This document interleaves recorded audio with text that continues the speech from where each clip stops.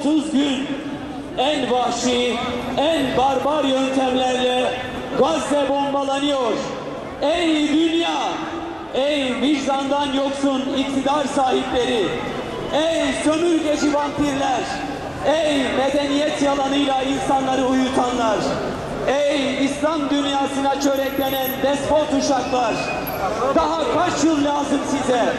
Parçalanmış kaç çocuk bedeni vicdanlarınızı uyandırır? Evladının parçalanmış bedeniyle haykıran annelerin çığlıkları kulaklarınızı patlatmadı mı? Dağ gibi babaların çaresizce yere çöküşü utandırmıyor mu sizi?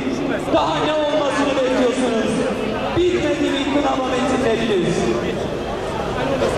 Her yer Gazze, her yer virane.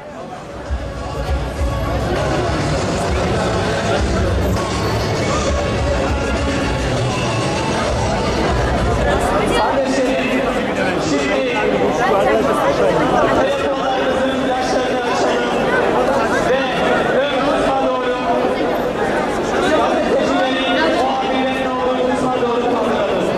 Diyarbakır'dan Gazze'ye selam gönderelim.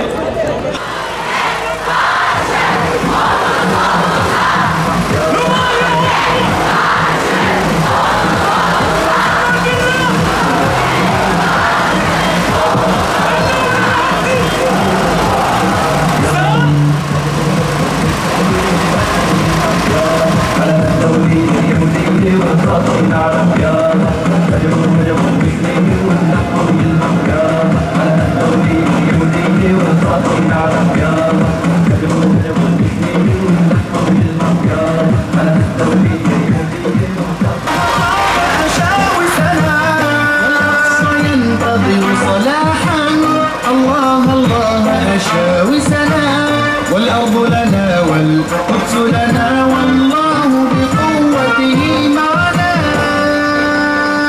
الأرض لنا والقدس لنا والله